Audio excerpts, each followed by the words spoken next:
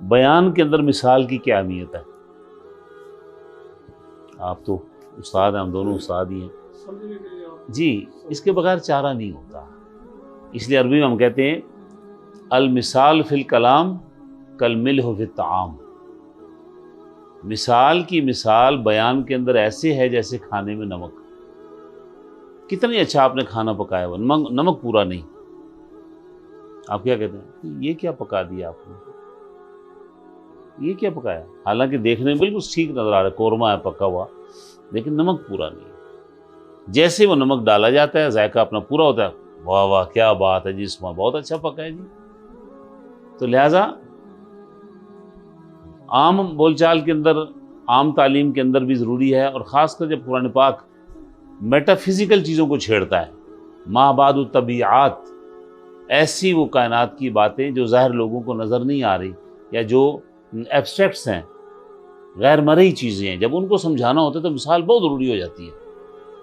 اس کے بغیر لوگوں کو بات سمجھ میں آ ہی نہیں سکتی، اور قرآن پاک چونکہ سارے مسائل کو چھیڑتا ہے، فزیکل مسائل کو بھی چھیڑتا ہے، میٹا فزیکل کو بھی چھیڑتا ہے، غائب کی دنیا کو بھی چھیڑتا ہے، ظاہر کی دنیا کو بھی چھیڑتا ہے، حتیٰ کہ بندے کے اندر کی دنیا کو بھی چھیڑتا ہے، اور بندے کے ظاہر کی دنیا کو بھی چھیڑتا ہے۔ اور جب ہر معاملے کے اوپر اس نے گفتگو کرنی ہے تو پھر مثال کی تو بڑی ضرورت پڑے گی۔ اور قرآن پاک بندوں کی چاروں جہتوں کو ٹچ کرتا ہے۔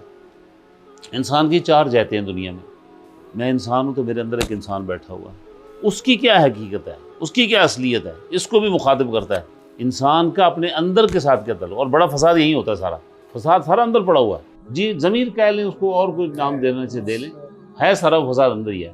وہ الگ بات ہے کہ ہم ذرا سی بات کریں تو ہم شیطان کے اوپر چڑھائی کر دیتے ہیں، او جی شیطان یوں کر رہا ہے، اندر بیٹھا ہے شیطان، تو باہر کے شیطانوں تو اللہ بعض دفعہ ان کو باندھ بھی دیتا ہے، لیکن اندر کے شیطان کو ہم نے خود ہی باندھنا ہے۔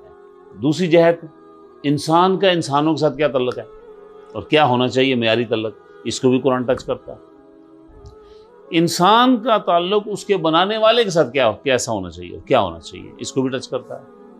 انسان اکیلا تو نہیں اس کائنات کے اندر، بڑی مخلوقات بھری پڑی ہے، ان سب کے ساتھ انسان کے کیا تعلق ہے، اس کو بھی قرآن ٹچ کرتا ہے۔ لہٰذا ان تمام مسائل کو سمجھانے کے لیے مثال کا بیان کرنا بہت ضروری ہے، اور قرآن پاک کا یہ اپنا ایک بہت بڑا سبجیکٹ ہے، اس کے اوپر بڑی اچھی کتابیں لکھی گئی ہیں، تلمیحات قرآنیہ۔ قرآن کے اندر جو مثالیں آئی ہیں ان کو بعض لوگوں نے اکٹھا کیا کتابوں کے اندر، تو بڑی کام کی چیز ہے وہ کتاب۔ اگر آپ قرآن فہمی کا ذوق رکھتے ہیں، سمجھنا چاہتے ہیں، تو آپ کو ان کتابوں کو دیکھنا پڑے گا۔